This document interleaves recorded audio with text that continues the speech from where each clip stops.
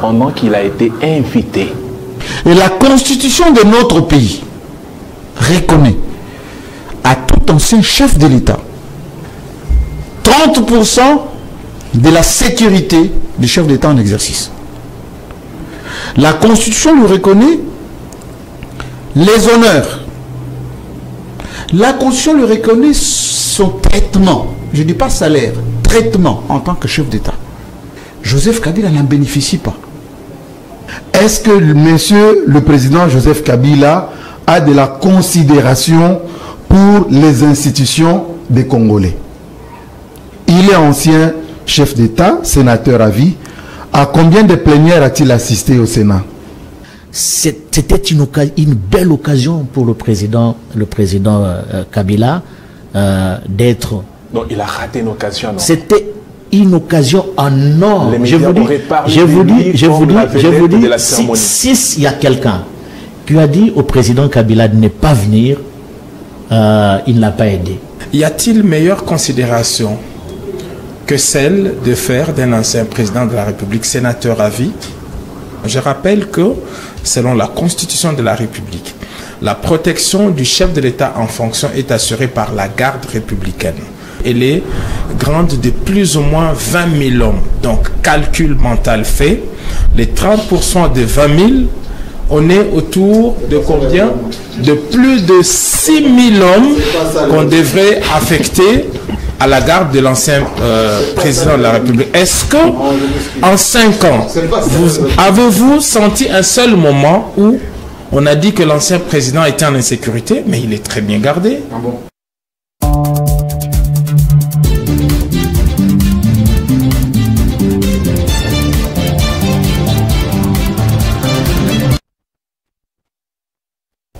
Agression à l'est de la République démocratique du Congo. Quelle posture devant prendre le président Tshisekedi face à son peuple qu'il a élu pour un second mandat?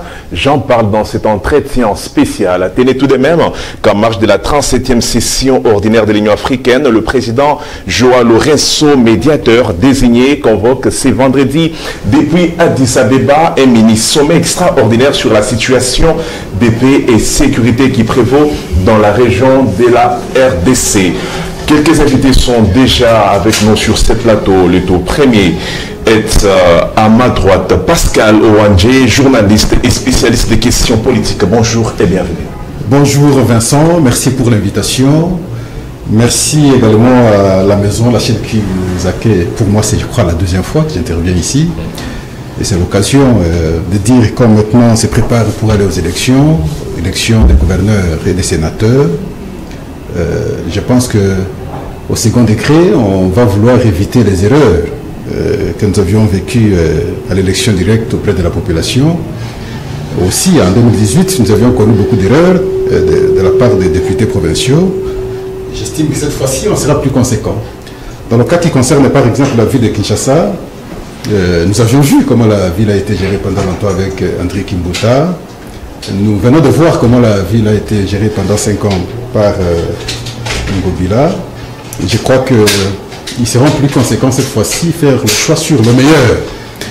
Et on a tenté les hommes, de mon point de vue, s'il faut qu'on tente cette fois-ci une femme capable en tout cas de transposer les désidératas de la population pour que un soulagement soit observé auprès de celle-ci. Je crois que ce sera une bonne chose.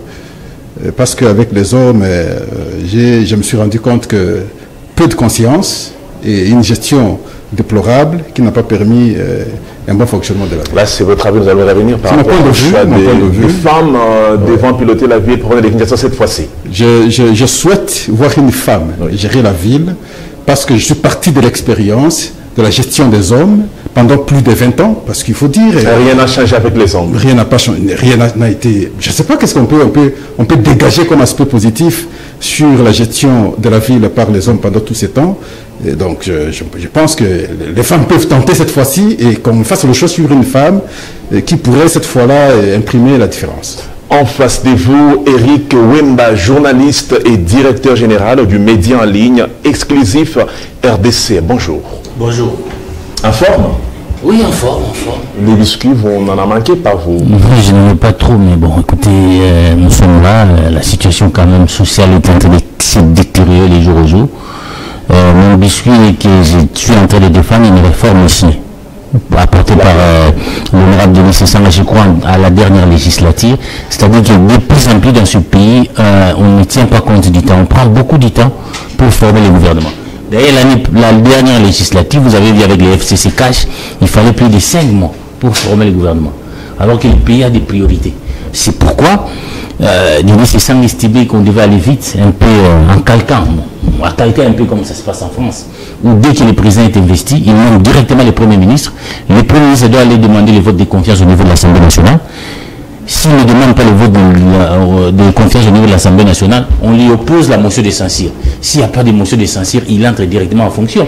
C'est comme ça que dans un pays comme la France, un jour seulement après l'investiture du président, vous avez la Première ministre. C'est comme avec Elisabeth Borne, on vient de la changer, mais c'était automatique pour que les choses vaillent vite. Et au niveau de l'Assemblée nationale, la réforme a apporté. Pourquoi chaque année, on doit mettre en place une commission pour élaborer les règlements intérieurs? Ça prend du temps. La commission, hein? Oui, ça prend du temps. On met les règlements intérieurs, ça doit aller à la Cour constitutionnelle pour la conformité. Et ça prend énormément de temps. Pourquoi c'est dans le cadre de cette réforme en ce sens. Pourquoi pas les règlements intérieurs ne devaient pas être adoptés comme loi organique? Pour que quand l'Assemblée vient, cette loi organique est adoptée, l'Assemblée est installée, le Premier ministre vient, le président nomme un Premier ministre, on aurait dû faire trop rapide, on aurait dit à 2 semaines résoudre ce qu'on fait en 5 mois. Et vous voyez, on nomme un informateur, je me demande pourquoi on n'a pas directement nommé Kabouya Premier ministre. Ça, c'est mon point de vue. J'estime quand même que le Congo ne doit pas donner l'image d'un pays qui n'est pas réformable. Il y a des urgences, il y a la guerre à l'Est, il y a même des ministres qui veulent cumuler. Mais s'il y avait déjà la nomination d'un Premier ministre, si Kabouya était déjà nommé Premier ministre, vous pensez qu'on est formé le gouvernement? À mon humble avis, c'est un point de vue qu'on peut ou ne peut partager. Mais je pense que c'est des urgences. Je ne dis pas, je ne personnalise pas les problèmes de Kabouya, mais j'ai dit pourquoi on n'aurait pas dit nommer directement un Premier ministre, c'est-à-dire comme on a nommé Kabouya. Parce que la majorité parlementaire n'étant pas connue, oui, vous voyez la procédure, oui, par la base, sous d'autres ici, on a résolu les problèmes. La meilleure manière en France, par exemple, de vérifier la majorité, ce n'est pas de nommer un informateur, c'est un Premier ministre qui vient demander les votes de confiance. S'il ne demande pas les votes de confiance, on lui oppose une motion de censure. Donc s'il n'y a pas ça, on avance. Donc c'est une réforme, parce qu'on va dire qu'on veut imiter les Français, mais nous les avons imités dans notre constitution, parce que nous avons opté pour les régimes semi-présidentiels communs. Pourquoi pas dans la procédure de la mise en place du Premier ministre? Si en France, où l'administration fonctionne, on prend 3 jours pour nommer un Premier ministre, 1 semaine pour mettre en place un gouvernement, a fortiori dans un pays qui a des urgences, la guerre à l'Est, des situations économiques, on doit prendre pratiquement 5 mois. Revenons un peu sur la personne de Kabouya qui était devant la presse hier. Jeudi, il a dévoilé ce que sera le panel d'experts qui vont l'aider à cheminer ce qu'il a comme mission. Il a explicité ce qu'il a dans sa gibecière, la mission qu'il a, comment il compte s'y prendre jusqu'à la fin. Comment vous avez trouvé Kabouya? Il était limpide dans son discours. Donc c'est un homme qu'il faut... Ce n'est pas nouveau. De toute façon, ce n'est pas nouveau d'avoir un informateur. Donc... c'est déjà ce qui se passe dans le passé. Encore que ce qui va se passer, c'est ce qui s'est passé déjà dans la dernière législature. C'est-à-dire toutes les tractations, les gens qui réclamaient, je suis là. Il est parti d'un constat, conformément à l'article 78 de la Constitution, qu'il n'y a pas un parti qui a... Depuis 60, c'est un problème qui date depuis 60. C'est difficile qu'un parti politique puisse atteindre la majorité absolue. Je dirais 250 plus 1. Même en 1960, les MNT Lumumba étaient obligés d'être en coalition avec d'autres formation politique pour avoir la majorité au niveau du Parlement. Avec Kabila, c'était la même chose, Joseph Kabila. Il était obligé d'être en coalition avec d'autres partis politiques, PALO, MS, et cette fois-ci aussi, c'est pratiquement la même chose. Donc l'IDPS, comme les PPRD, comme les MNC Lumumba à l'époque, n'ont pas atteint la majorité absolue. Donc ils ont besoin aujourd'hui de coaliser pour faire une majorité absolue. Donc la majorité beaucoup plus large. Nous déplorons quand même que nous sommes en face d'un Parlement quelque peu monopartiste. Je crois que la démocratie, c'est la dialectique. Quand vous avez un Parlement où pratiquement il n'y a pas une opposition capable de former un groupe parlementaire, il y a même ceux qu'on passait dans l'opposition. J'apprends d'ailleurs, Mouzitou sera consulté demain, vont vers la majorité, parce que l'adhésion est individuelle, il y aura un acte d'engagement. Donc tous les parlements être pro-Tshisekedi, c'est quand même un recul par rapport à notre démocratie, quoi que l'on dise. C'est vraiment un parlement monopartiste qui est en train d'être mis en place. C'est la chose que je déplore dans une démocratie. On a besoin d'une opposition quand même.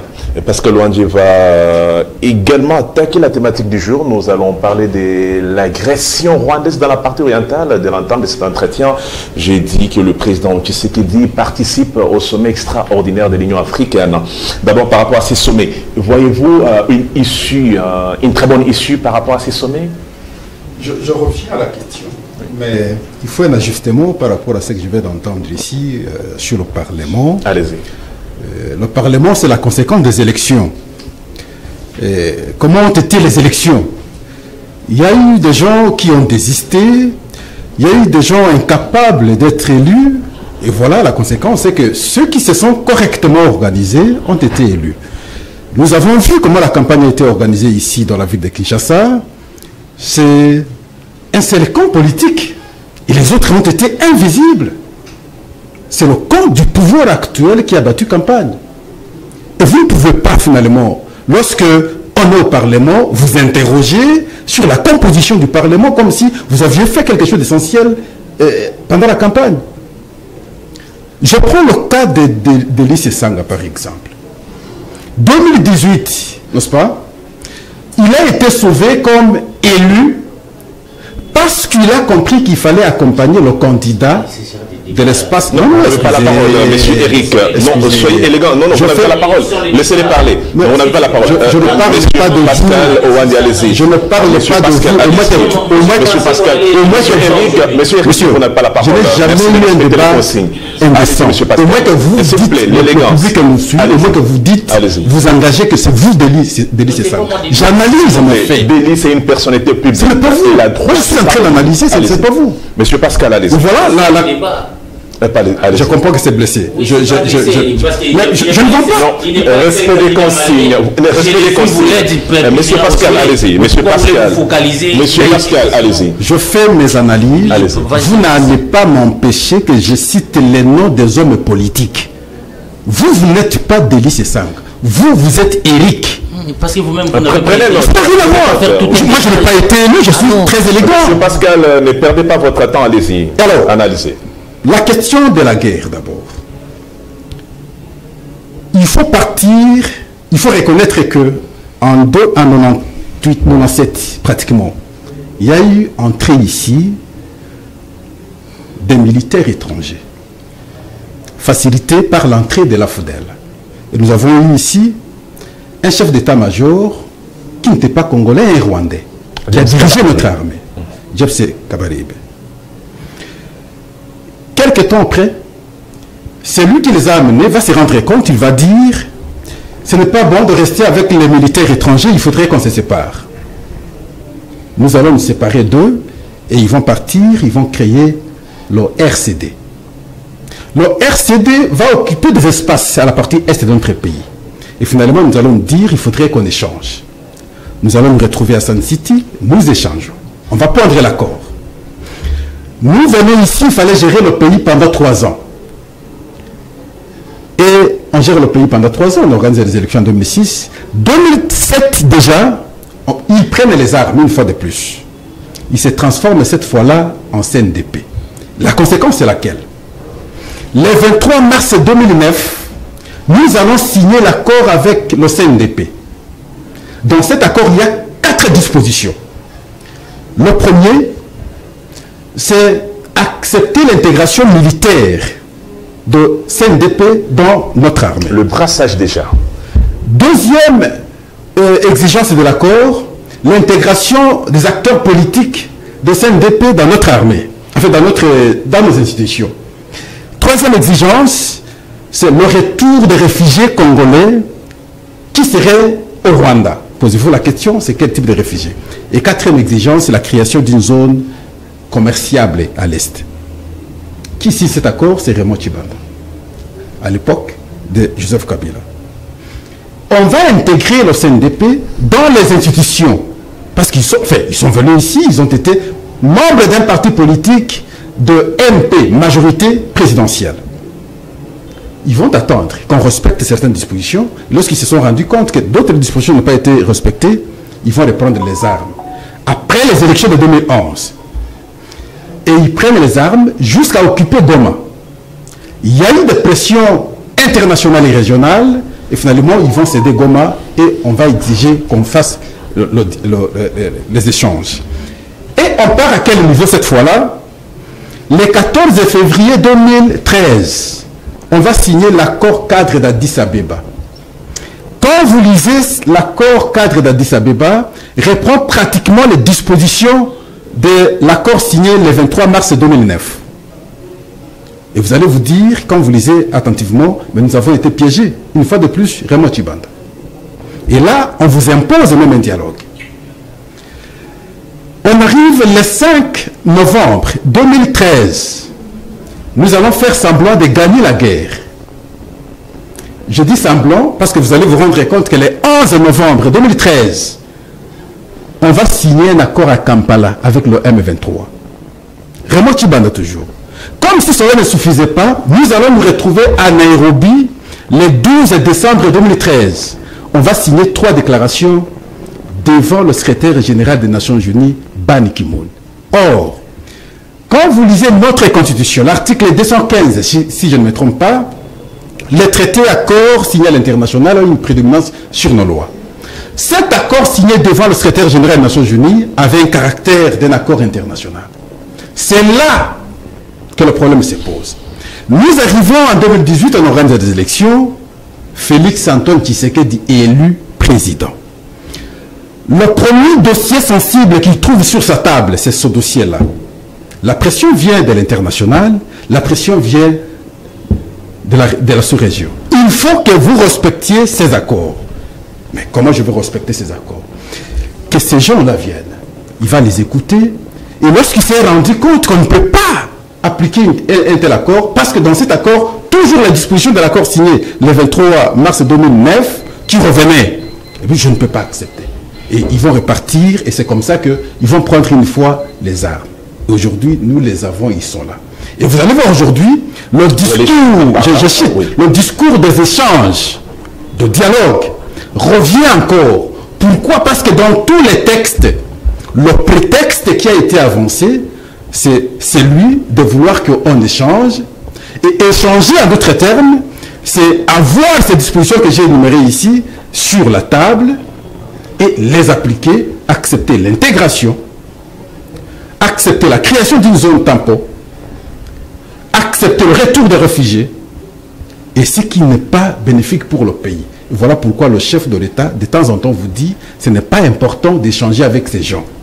Alors, mais il y a une forte pression très sérieuse, ça je vous le dis, au niveau international, vous devez échanger.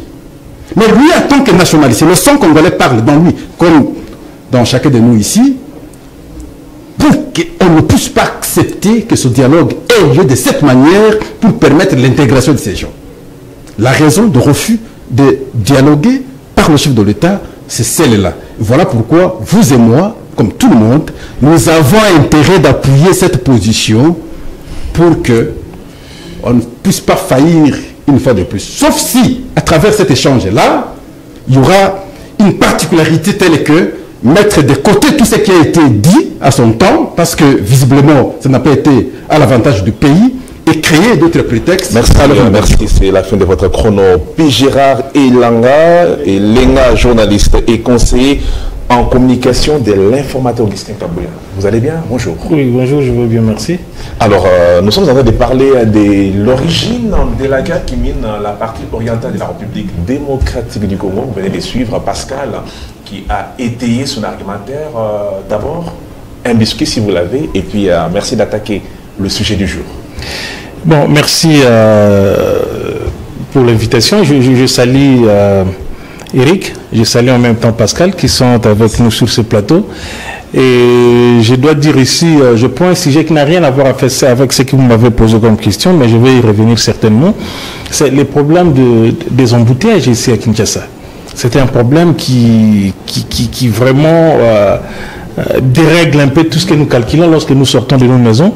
On pensait qu'avec l'actuel général, comment il s'appelle, le général Kilimbalimba Blaise, et on croyait que les choses allaient prendre une autre allure et qu'on allait bien regarder là-dessus, parce qu'il y a quand même un problème.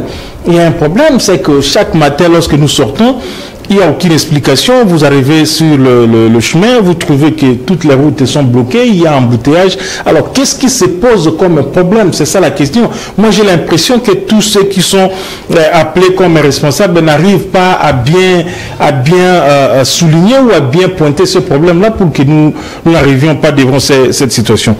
Donc, c'est un problème très sérieux qui nous demande, il faudrait que les responsables de la ville, à côté, vous avez les généraux Blaise, vous avez les responsables de ce service de régulation routière, vous avez d'autres services également, qu'ils puissent un peu venir mettre la main là-dessus pour qu'on puisse trouver les solutions qu'il faut. Très bien. Alors maintenant par rapport à la question, c'était quoi la question? L'origine, bref, de la guerre à l'Est. Je voudrais rappeler la citation de Mouzé qui a dit que Museveni disait à l'époque que la RDC n'avait pas besoin des hommes forts, plutôt des dirigeants faibles pour faciliter les velléités expansionnistes de l'Empire Imatuti.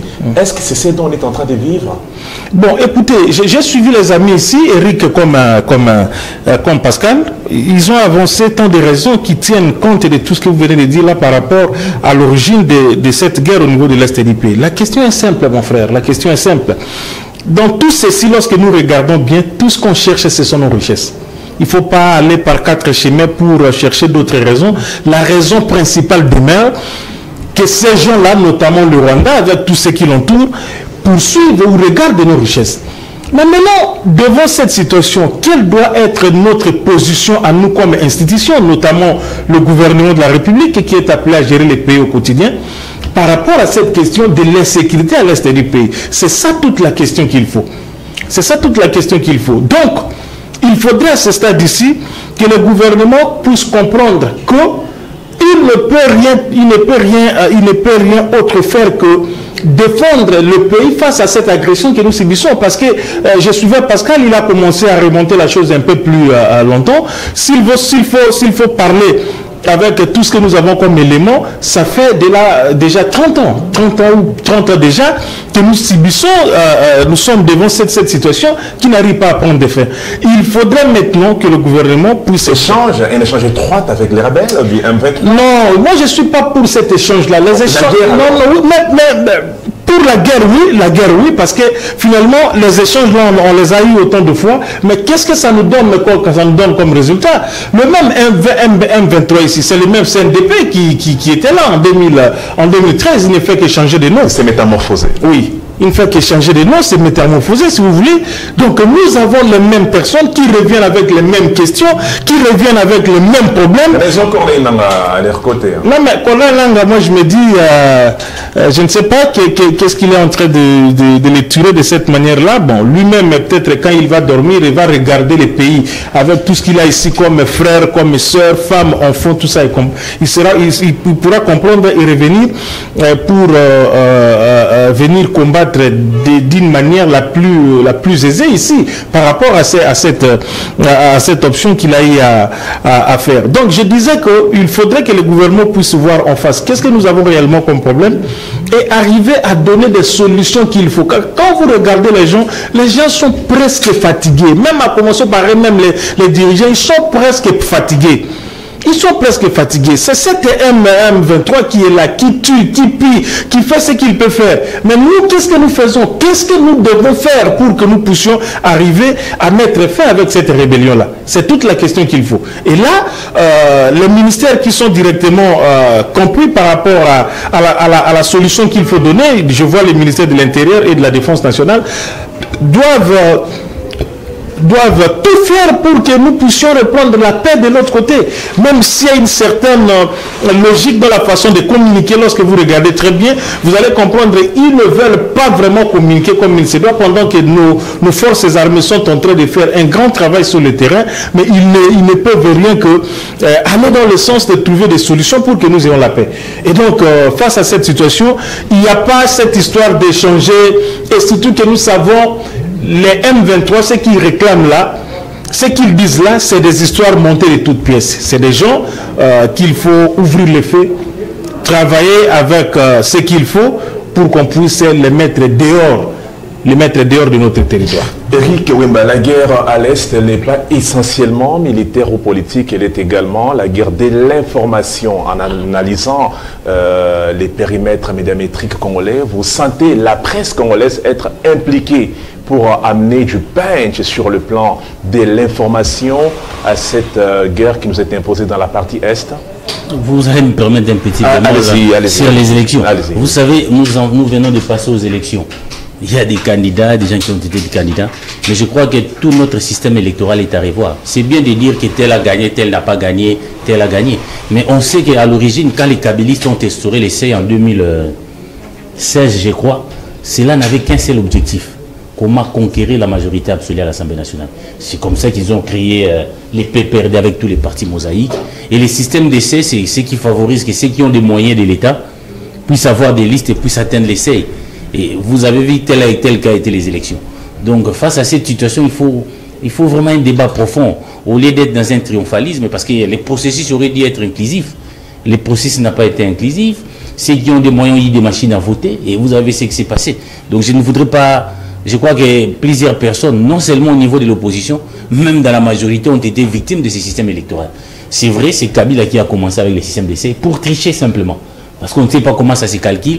Et puis Tshisekedi a profité de ça en créant, comme l'autre fois, PPRD, des plateformes là. On a vu ça aussi, IDPS, on sait comment la majorité a été obtenue par des moyens qu'on laissait. Les maîtres en penseur de ces systèmes s'appellent Bochab.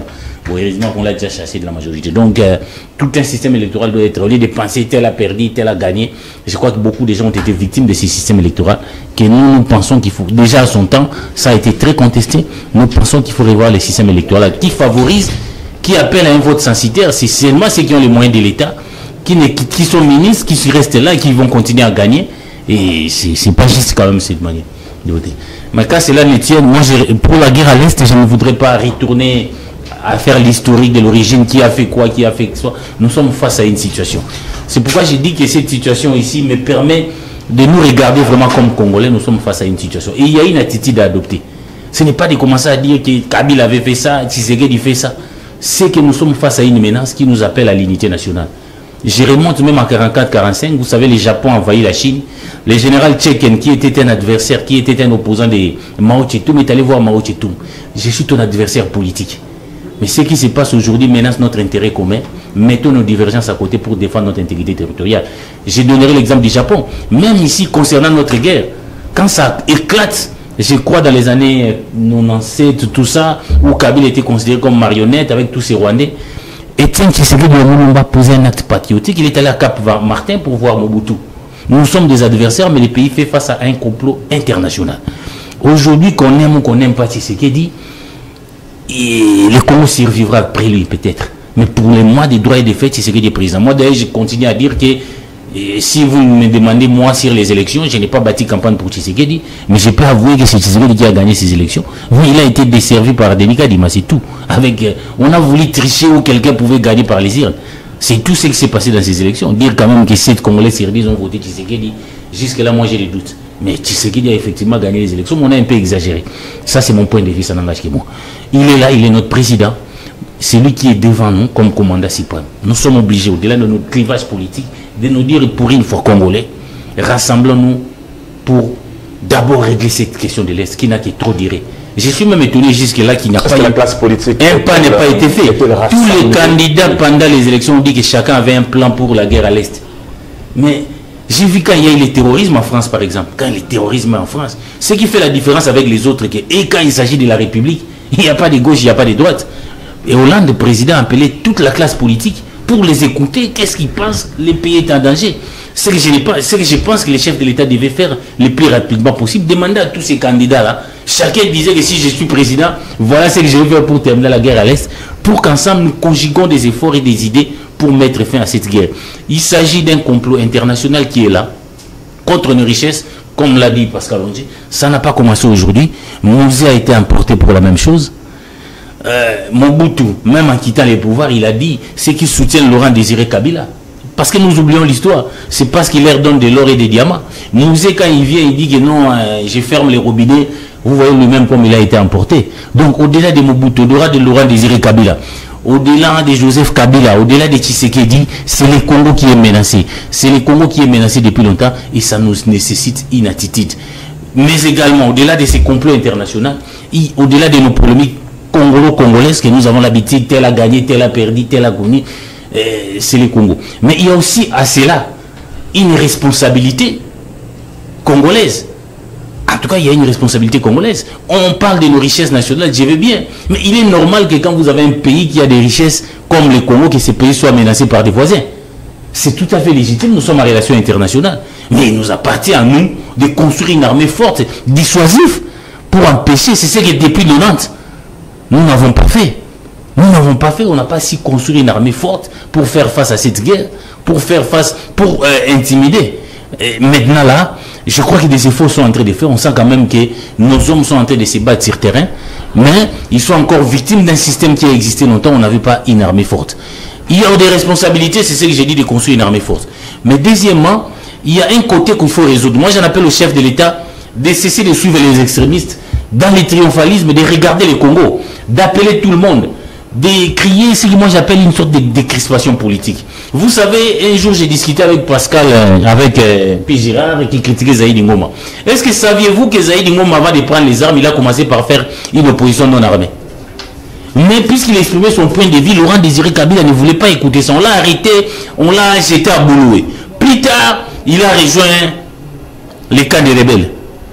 Ça veut dire qu'ici, il faut aussi éviter d'exclure certains Congolais, éviter d'ébrimer certains Congolais par rapport à leur tendance politique. Moi, j'en appelle vraiment à cette unité. On n'en a pas besoin aujourd'hui. Il ne faudra pas que les Congolais se sentent que dans ce pays, ils ne peuvent pas... moi, ici, je ne l'exprime pas. Si j'ai dit ceci, on m'a arrêté pour que les derniers recours deviennent la prise des armes. Moi, je pense qu'il y a une dimension. Aujourd'hui, j'ai conclu dans ce que je suis dit, nous sommes face à un complot international. Deuxième chose, il y a une menace qui nous guette. Et vous avez vu la déclaration du ministre sud-africain qui dit qu'ils vont entrer vraiment dans cette guerre pour empêcher cette guerre. Finalement, les Rwandais, tous ces pays-là vont se battre sur notre territoire. Chacun avec ses intérêts.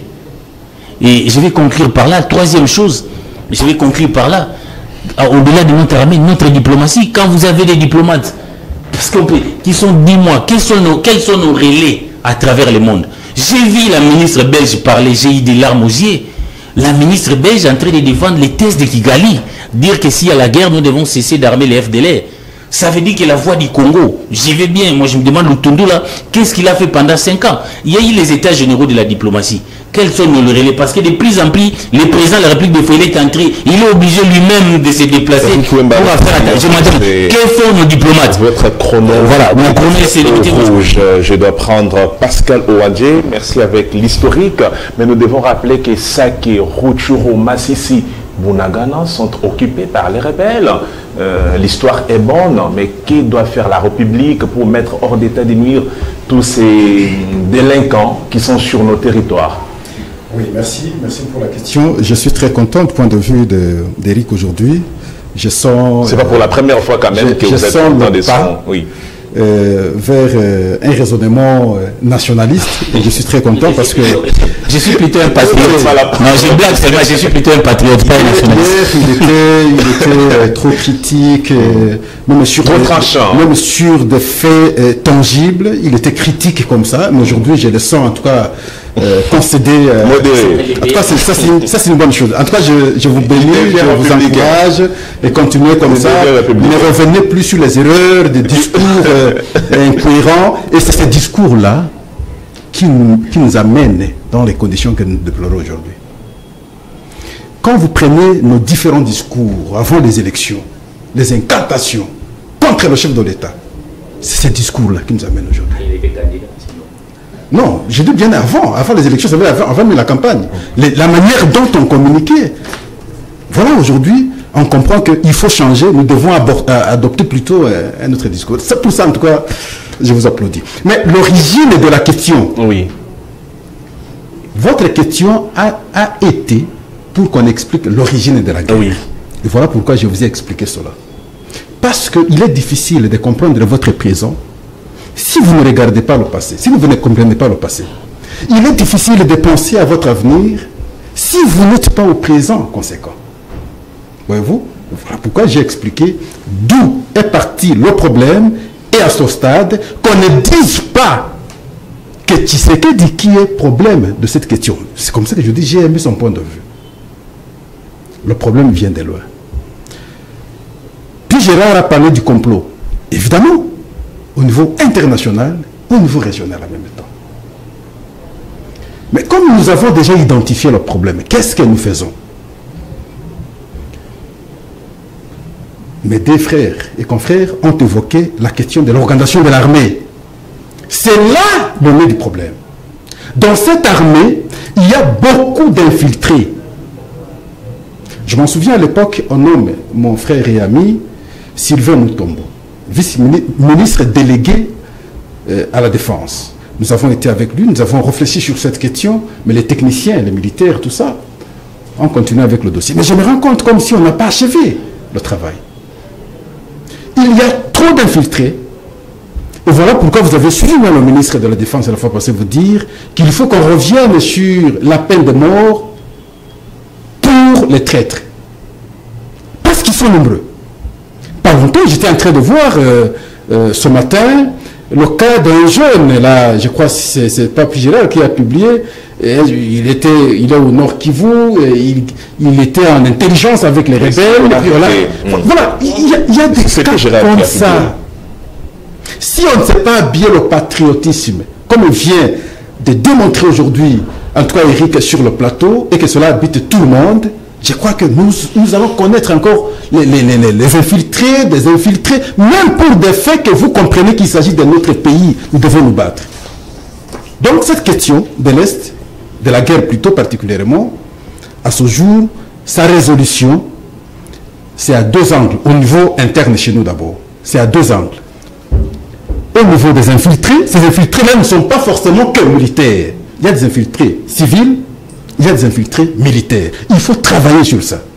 Deuxièmement, l'armement, l'équipement, réorganisation de l'armée pour qu'on soit en mesure de faire face à ceux qui nous attaquent matin, midi, soir. Sur le plan de la diplomatie, c'est un grand travail également à faire. Parce que tous nous comprenons que ce soit l'Union européenne, que ce soit les États-Unis, apportent leur soutien visible au Rwanda. Mais qu'est-ce que nous allons faire cette fois-là? Et pourtant, il s'agit ici des minéraux qui sont chez nous. Est-ce qu'il faut chercher des partenaires? Je pense que c'est possible. Est-ce que c'est la bonne voie?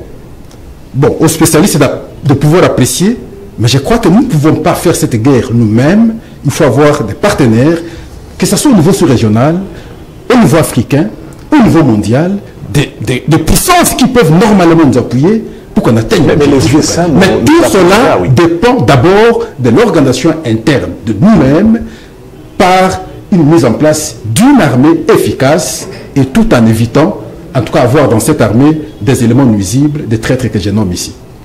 Vous parlez de cette espèce d'être soutenu par les autres, mais nous voyons les USA qui, au regard de moult communiqués, nous sentons que nous sommes soutenus par les USA. Est-ce que c'est pas suffisant? C'est pas sincère. Qui est là ne fait pas bien son travail. Qu'est-ce qui se passe? Vous savez, c'était le matin aujourd'hui, d'ailleurs, j'étais en train de réfléchir sur l'importance encore au monde aujourd'hui de l'ONU. Que ce qui se passe en Israël, par exemple, les différentes résolutions prises par l'ONU ne produisent aucun effet. Ce qui se passe dans les pays en conflit à travers le monde, les résolutions des Nations Unies ne sont plus respectées. Que sert alors l'ONU à ce jour? Les États-Unis, on ne peut pas, parce que quand vous suivez les différentes déclarations, les points de vue, les positions prises par les États-Unis depuis longtemps, vous sentez qu'ils ne sont pas sincères. Ils ne sont pas sincères. Maintenant, nous savons qu'ils ne sont pas sincères. Il y a une question de sincérité, mais Washington ne pèse plus sur la balance. Non, ce n'est pas que Washington ne pèse pas. C'est la force de Washington qui fait que le Rwanda soit ce qu'il est. Le Rwanda n'est pas fort face à RDC s'il n'avait pas l'appui de Washington et des autres. L'appui financier, l'appui militaire, l'appui formation, ainsi de suite. Mais en même temps aussi, je crois que nous devons renforcer le renseignement militaire. J'étais au ministère de l'Intérieur. Je tombe sur un dossier, ça c'est, bon, je ne considère pas comme secret d'État, la DGM. Mais qu'est-ce qu'on va se rendre compte? les experts, et c'est là où je dis à Eric, nous devons toujours regarder aussi le passé, les experts, les vrais Congolais, dans ce domaine, qui étaient à la partie Est, on les a fait déplacer à son temps vers la partie Ouest. Et on va mettre des gens à nationalité douteuse à cette partie de l'Est, avec objectif de faciliter les entrées. Vous aviez eu un temps comme ça qu'on a géré le pays. On a fait pourrir les choses de cette manière-là. Ça sont des faits tangibles que nous avions vécus. Donc il fallait refaire. Or, la vraie sécurité d'une nation, dans le cas d'espèce, comme chez nous ici, c'est le renseignement et la DGM. Quand vous ratez la DGM, c'est tout un problème sérieux. La mer, c'est pour la sécurité, en tout cas, de l'État comme pouvoir. Mais l'intangibilité, c'est l'armée et c'est le renseignement. Mais quand vous faillissez sur le renseignement, c'est que vous n'êtes pas sur la bonne base.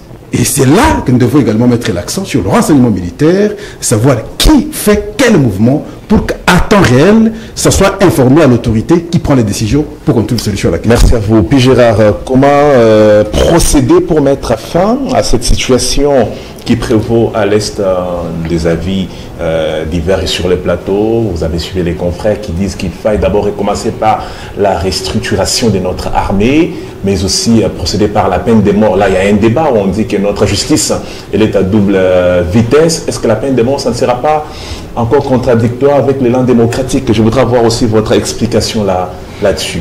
Bon, merci pour la question. Je pense que tout le monde a eu à suivre Jean-Pierre Bemba, qui est le vice-premier ministre et ministre de la Défense nationale. Il est revenu sur la question. Il a dit qu'ils avaient demandé au président de la République de pouvoir, si vous voulez, ouvrir un peu la branche pour qu'on arrive à avoir de nouveau la peine de mort sur ceux qui sont, entre guillemets, taxés comme des traîtres. Et Pascal venait de le dire tantôt ici. Vous allez comprendre qu'avec les systèmes que nous avons actuellement, sur le plan interne dans notre armée, il y a un sérieux problème, c'est le problème de l'infiltration. Des gens qui travaillent bien évidemment pour le Rwanda, mais qui se font passer comme des Congolais. À l'intérieur, là, il y a beaucoup de choses comme ça. Il y a beaucoup de choses comme ça. Et qu'est-ce que nous pouvons faire avec ces gens-là? Le président Bosso ici, à l'Assemblée nationale, il a dit que ces gens-là devraient venir déposer ou bien se faire passer de manière aussi officielle comme étant ceux qui traitent avec le Rwanda. Et là, ça ne se conçoit pas, mon cher ami, ça ne se conçoit pas parce que lorsqu'on regarde la manière dont les choses se passent à l'est du pays, vous allez tout de suite comprendre qu'à l'intérieur, il y a des traîtres. Il y a des traîtres à l'intérieur. Mais cette phase, je crois, c'est dans le cadre de l'EC et du retrait par rapport à qu'est-ce que j'allais dire, par rapport à quoi? Par rapport à, comment on appelle ça, cette histoire de la peine de mort? Oui, la peine de mort. Donc nous devons d'abord sur le plan interne travailler là-dessus, et que les gens qui doivent travailler là-dessus doivent avoir cette conscience de comprendre qu'il s'agit ici que du Congo. Je mets également mon ami à côté ici qui pour une fois commence quand même à revenir un peu, Pascal l'a dit, à revenir un peu sur les bons pas, à mettre les pieds là il faut, parce qu'avant vous ne pouvez pas reconnaître ce qu'il était en train de dire là, avec Eric Wemba, il allait vous dire des choses impossibles ici, c'est-à-dire à un moment donné, nous devons comprendre qu'est-ce que nous voulons, parce que nous n'avons que ces pays. Même ceux qu'ils pouvaient soutenir, s'ils pouvaient devenir aussi à un niveau de gérance du pays, allait trouver cette situation et ça allait nous préoccuper tous, du moins nous là qui restons encore ou qui sommes considérés comme des Congolais au vrai sens du mot. Comme des Congolais au vrai sens du mot. Donc le travail doit être fait sur le plan interne d'abord, parce que le tout c'est d'abord nous. Pascal l'a dit d'abord, il y a l'armée. C'est notre armée qui est en train de combattre là-bas. Dans toutes ces zones qui sont occupées par ces rebelles du 23. Ça doit être Eric qui a déploré les déficits communicationnels au niveau des institutions compétentes par rapport à ce qui est fait par notre armée.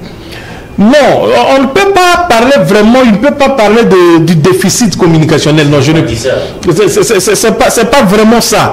L'armée, c'est un corps relativement un peu complexe ou compliqué. pour lesquels, si elle est en train de se battre, on ne sait pas venir parler comme ça, tout ça. Non, non, non. Vous allez comprendre qu'à partir du président de la République lui-même, qui est le commandant suprême, vous avez les premiers ministres, vous avez les vice-premiers ministres en charge justement de la défense nationale. De l'autre côté, vous avez un vice-premier ministre en charge de la sécurité. Tous ont une certaine logique dans ce qu'ils font par rapport à communiquer. Voyez-vous? Donc je me répète en disant, le travail doit être fait d'abord sur le plan interne. Et quand Bemba le disait, il le disait avec tout son cœur. Et nous ici, c'est parce que nous ne pouvons pas tout dire ici, nous devons avoir aussi quelques réserves par rapport à ce qui se passe. Mais il y a des choses qui se passent au sein de notre armée pour lesquelles si on n'arrive pas à les résoudre rapidement, on ne va pas avancer, on ne va rien faire. Les traîtres, ils sont là, nombreux au niveau de l'armée. Vous avez suivi quelqu'un qui a fait une lettre ouverte ici au niveau du président de la République où il parle de beaucoup d'officiers. Et même il les a spécifiés en parlant de beaucoup d'officiers supérieurs et généraux qui sont au niveau de l'Est, moins encore par rapport aux soldats de rang qui doivent aller combattre. Donc le travail doit être sérieusement fait parce que plus nous continuons, plus on laisse les choses comme ça.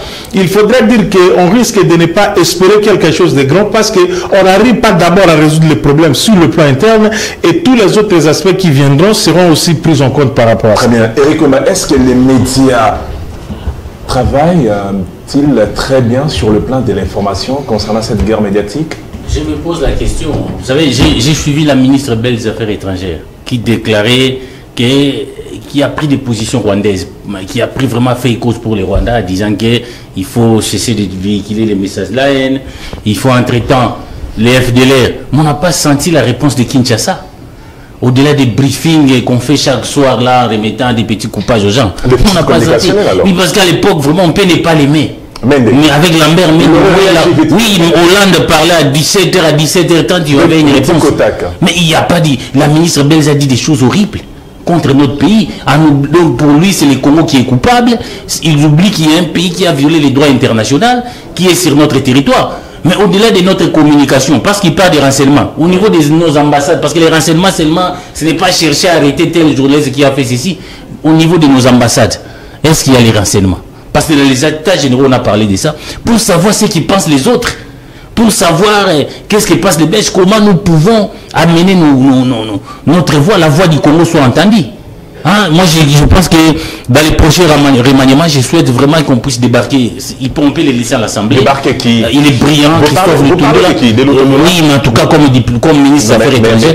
Il a fait un travail excellentissime. Il a montré qu'il est capable. Il a fait quel travail? Sur le plan de la diplomatie. Parce que aujourd'hui, parce que quand on parle de la Belgique qui prend position, la Belgique est à la présidence de l'Union européenne. Donc c'est la position de l'Union européenne de dire qu'ici il y a la guerre au Congo parce que notre gouvernement est tenté d'armer les FDLR. Les prétextes que les Rwandais ont toujours utilisés pour nous agresser. Ça veut dire que nous n'avons pas été capables de montrer à la face du monde. Nous n'avons pas été capables de montrer à la face du monde. Je ne m'écarte pas. Nous n'avons pas été capables de montrer à la face du monde que ces FDLR ici sont là depuis longtemps. Il y a eu même une opération conjointe avec Kabila. Les Rwandais n'ont jamais éradiqué les FDLR. Ceux qui ont participé au génocide, la plupart ont même vieilli déjà. Ils ont déjà vieilli, ceux qui ont été là au génocide de Nunandé. Oui, ils ont déjà vieilli. Oui. J'ai parlé de ce qui serait comme l'apport des médias sur le plan de J'ai parlé de médias, Nous avons... Freddy Moulouma sur ce même plateau a dit que le Rwanda a un système numérique plus sophistiqué que les nôtres. La guerre étant de l'information, la RDC connaît un recul en ce sens. C'est dit la communication, ce n'est pas... La communication est beaucoup plus vaste. Hein? Oui. Vous savez, moi j'ai vécu un événement ici parce que nous reprochons aux autres. C'est pourquoi moi j'ai dit à un moment donné, retournons à nous-mêmes. Les Rwandais ont fait une communication sur leur génocide des années 90 pour avoir la sympathie du monde entier. Que les touchés ont été tués à des millions. C'est comme ça que Kagame a même justifié qu'il pouvait agresser un pays pour protéger la minorité. C'est ça qui se véhicule. Mais qu'est-ce que nous, en contrepartie, nous démontrons? Et Kagame, pour formaliser ça, il a mis en place un mémorial.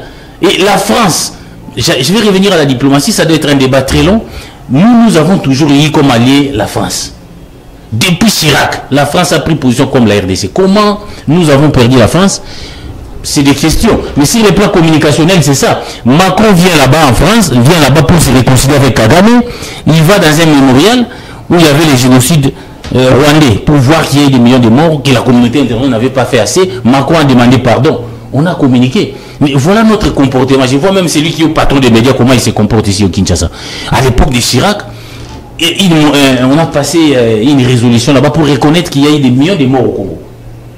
La France a passé. Mais qu'est-ce que nous avons fait même pour nos millions de morts? Même pas un mémorial. C'est comme ça que Macron vient au Rwanda, on l'amène dans un mémorial. Mais quand il vient à Kinshasa, notre ministre des médias, il fallait Poupa, c'est sous un castel. C'est peut-être ce que nous sommes aussi, des fois. Parce que oui, c'est-à-dire que notre décret d'inconscience, ah oui, c'est sous un castel, fallait Poupa, ministre des médias. Mais les autres, c'est dans un mémorial, pour qu'ils demandent pardon. Tout est communication, hein. C'est-à-dire que vous, c'est ce que j'ai dit, nous devons aussi devenir trop sérieux. Quand il parle, je parle de médias, je parle de celui qui est en tête là-bas. La communication qu'elle fait, elle est très piètre. Des briefings qu'on fait là, on ne sent pas la voix du Congo. Et la deuxième dimension du côté diplomatique aussi, on ne sent pas la voix du Congo. Notre vieux Lutundu, là, c'est un brillant juriste, il est bien pour le Parlement. Quand moi j'ai entendu la ministre belge des Affaires étrangères soutenir une telle thèse, je crois que notre diplomatie pose des problèmes. Nos thèses ne passent pas. Pourquoi?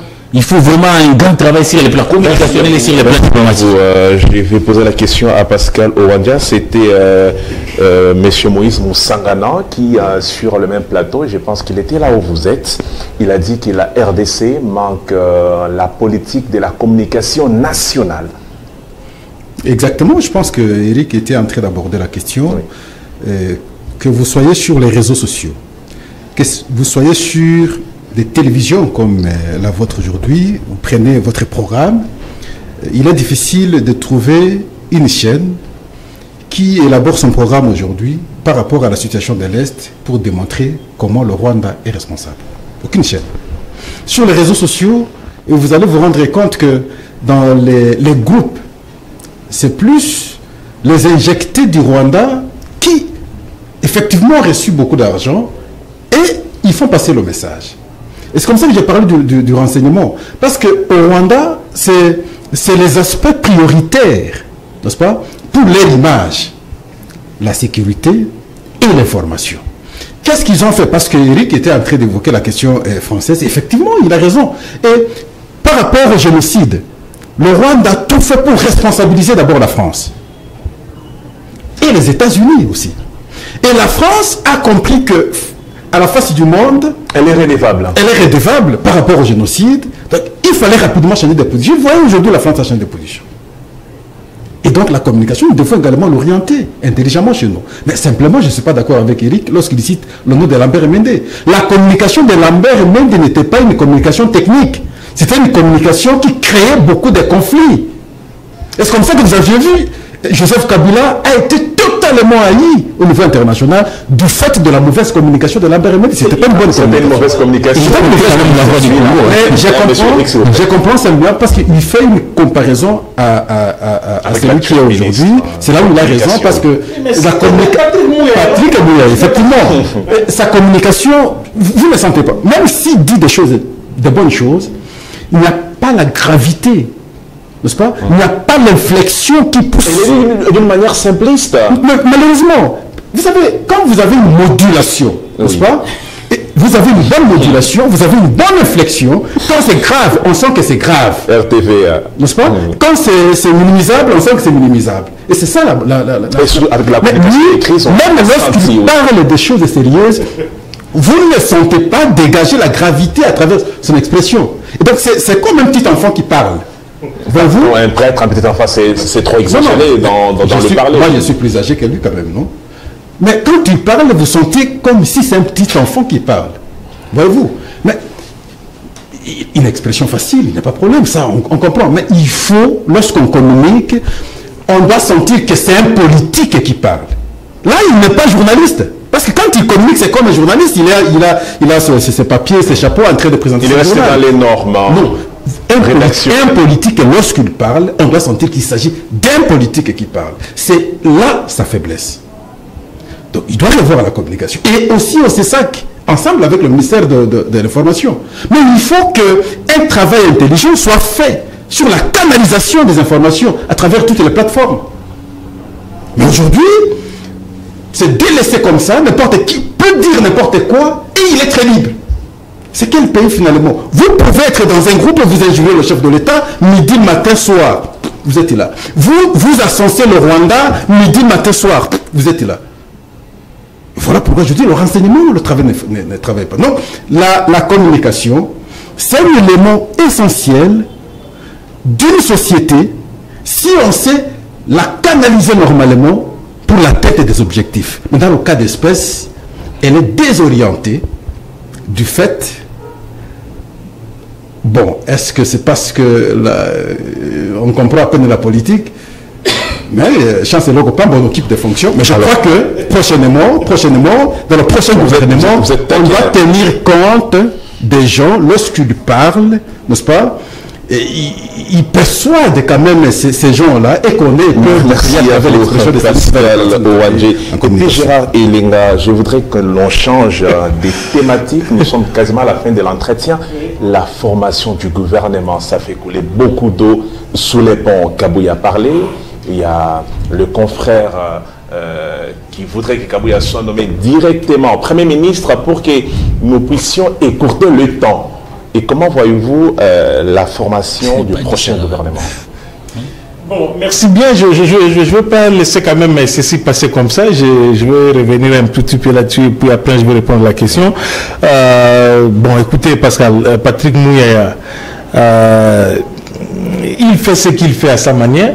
C'est vrai, vous, dès là, vous êtes expert en communication, mais essayez de le prendre du côté où il est en train de parler justement de la RDC. Lorsque vous voulez le comparer avec Lambert Mende ou avec tous ceux qui l'ont... je ne compare pas avec Lambert. Oui, parce que bon, voilà, on reste chez lui. Si vous parlez de lui, essayez de le voir comme celui qui fait ce qu'il pense faire être bien. Parce que... oui. Non, mais écoutez, si vous voulez, moi je ne le défends pas en tout cas, mais je voudrais que nous ayons au moins cette façon de voir les choses. Maintenant, je reviens par rapport au gouvernement. J'ai vu des gens ici, des gens qui aiment que Kabouya puisse être nommé Premier ministre, ainsi de suite. Je leur dis qu'ils puissent tout simplement se tranquilliser. Les problèmes de la formation du gouvernement le président doit avoir les rapports du travail qu'il a confié à Kabouya. C'est vrai, la majorité, elle est déjà là. La majorité parlementaire est déjà là, au niveau de l'Union sacrée. Il faut noter que les regroupements politiques et les partis politiques qui sont allés à ces élections ne se sont pas présentés avec Union sacrée comme étant les structures qui les ont portées. Il faudrait arriver ici à les faire de façon formelle et que la majorité puisse être dégagée en tenant compte des groupes, du nombre de députés que chaque de ces regroupements vont avoir. Et l'informateur Kabouya ira déposer son rapport auprès du président de la République. C'est à partir de là maintenant que nous pouvons maintenant commencer à parler du gouvernement, parce que le travail ne vient juste que de commencer. Il a fait son point de presse hier, il a dit ce qu'il a dit, les invitations ont été déjà imprimées, elles ont été envoyées aujourd'hui. Et on attend pour que le président de la République puisse avoir les rapports à la fin du travail que Kabouya est en train de faire. Et donc, nous estimons pour nous que nous puissions avoir un gouvernement qui doit venir répondre à ces questions que nous sommes en train d'analyser ici. C'est le plus important. Lorsque le président va faire des choses parce qu'il veut les faire de cette façon-là, alors les gens vont plus les voir lui et non pas les membres du gouvernement qui seront là.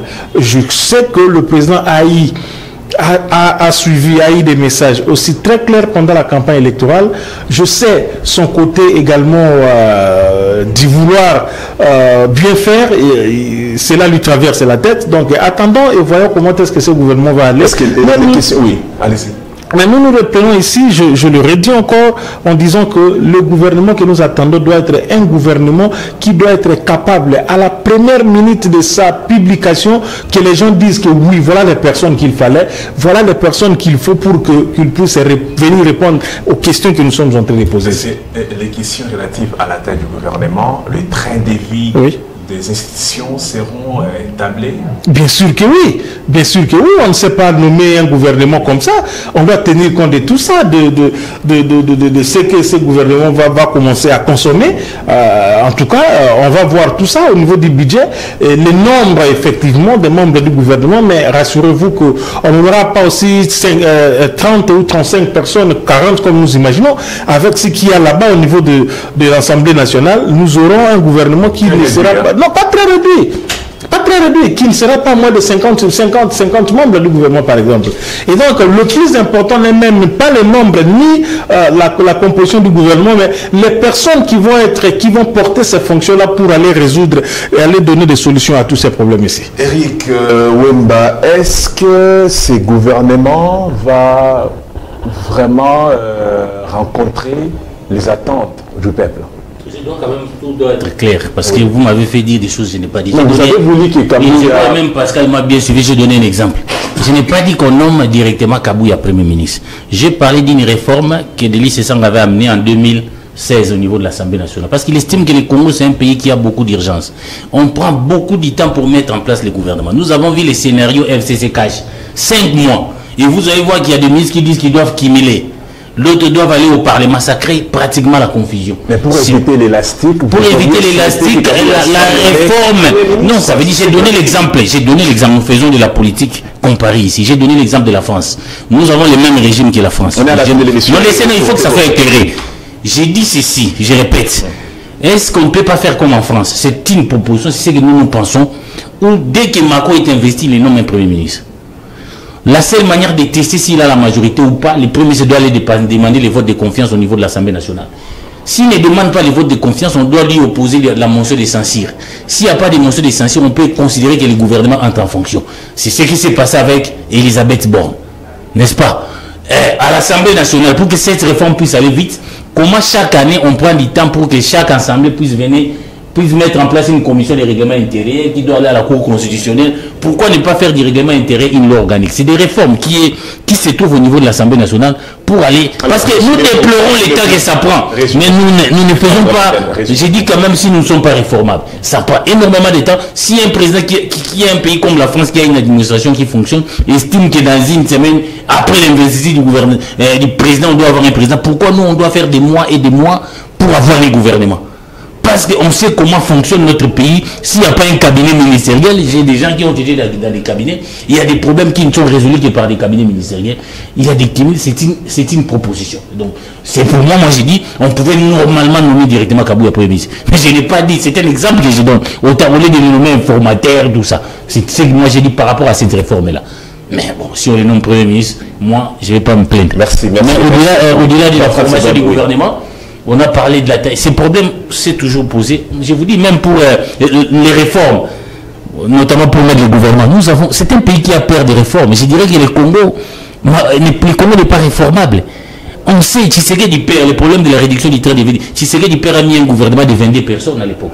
Ça a créé des remous parce que tout le monde voulait être ministre.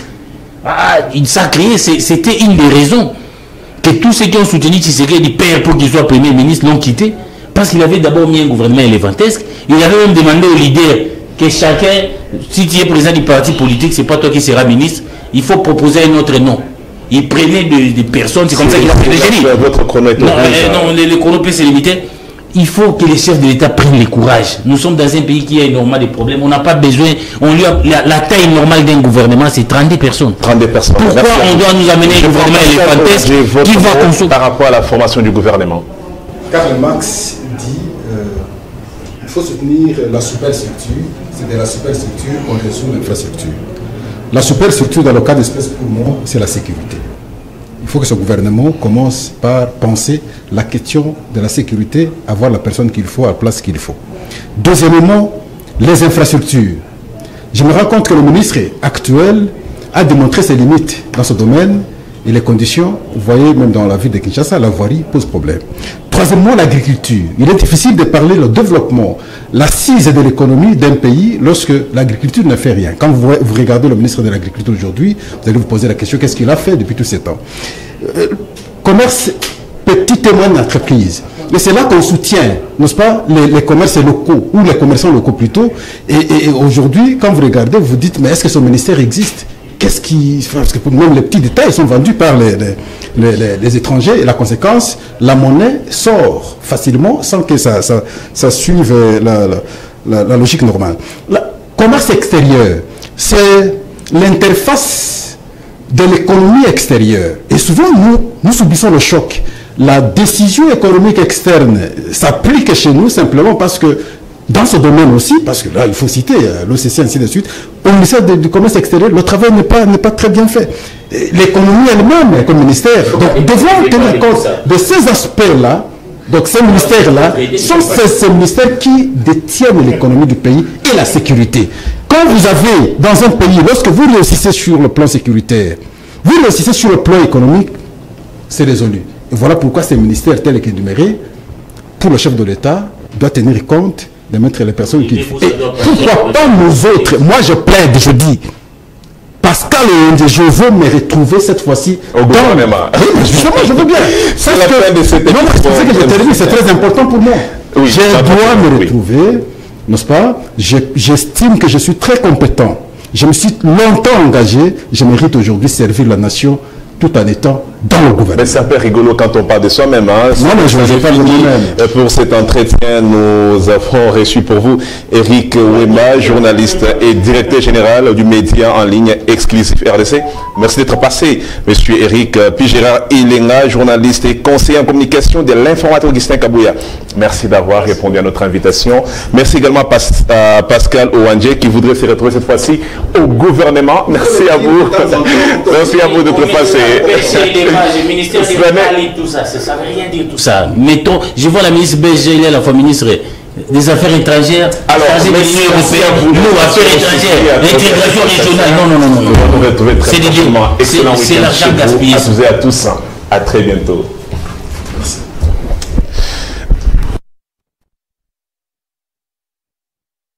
Jean-Marie Kassama, pourquoi Joseph Kabila Kabange était absent pendant qu'il a été invité? Et la constitution de notre pays reconnaît à tout ancien chef de l'État 30% de la sécurité du chef d'État en exercice. La constitution lui reconnaît les honneurs. La constitution lui reconnaît son traitement. Je ne dis pas salaire, traitement en tant que chef d'État. Joseph Kabila n'en bénéficie pas. Est-ce que monsieur le président Joseph Kabila a de la considération pour les institutions des Congolais? Il est ancien chef d'État, sénateur à vie. À combien de plénières a-t-il assisté au Sénat? C'était une belle occasion pour le président Kabila d'être... Non, il a raté une occasion. C'était une occasion en or. Je vous dis, si il y a quelqu'un qui a dit au président Kabila de ne pas venir, il ne l'a pas aidé. Y a-t-il meilleure considération que celle de faire d'un ancien président de la République sénateur à vie? Je rappelle que, selon la Constitution de la République, la protection du chef de l'État en fonction est assurée par la garde républicaine. Elle est grande de plus ou moins 20 000 hommes. Donc, calcul mental fait, les 30% de 20 000, on est autour de combien? De plus de 6 000 hommes qu'on devrait affecter à la garde de l'ancien président de la République. Est-ce que, en 5 ans, avez-vous senti un seul moment où on a dit que l'ancien président était en insécurité, mais il est très bien gardé?